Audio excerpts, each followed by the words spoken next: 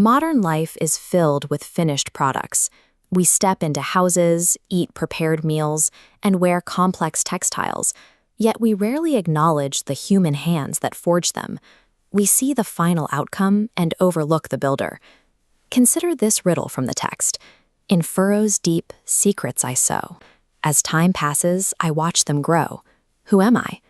That is the farmer, the individual who walks the fields, guiding oxen through the dirt to turn raw earth into the food that sustains us.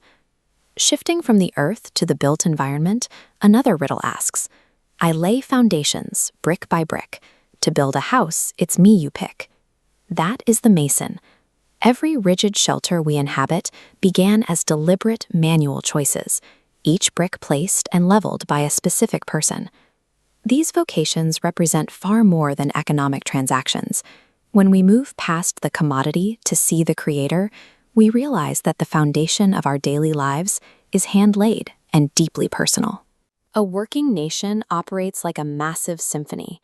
Instead of brass and strings, this orchestra relies on countless local trades, each contributing its own distinct rhythm and strict set of physical rules. Take the carpenter. Shaping raw timber requires intense focus. Every cut and joint demands mathematical exactness to turn rough wood into precise structural forms. Alongside them, the electrician hums a modern rhythm. They map out complex networks, taming live cables and wires to safely distribute light through our homes.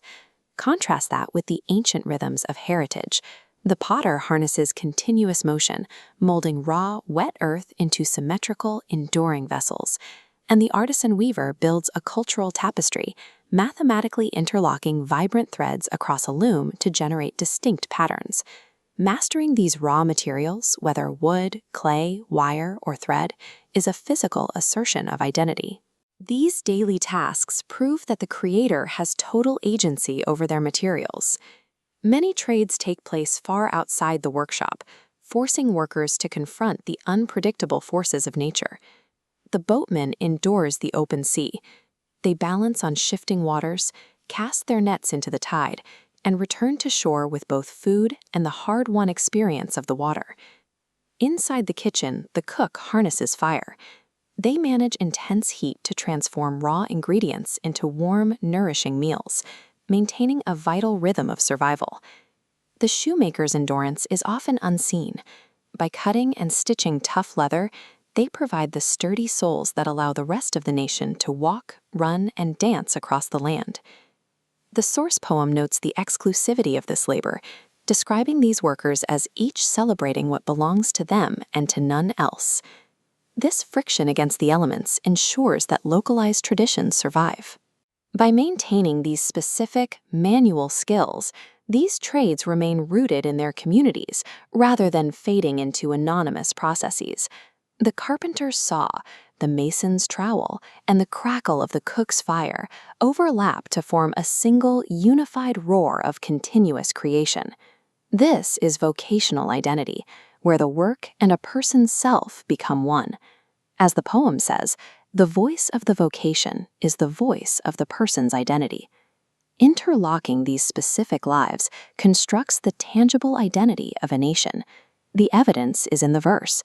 The voice of their vocation is the voice of their identity.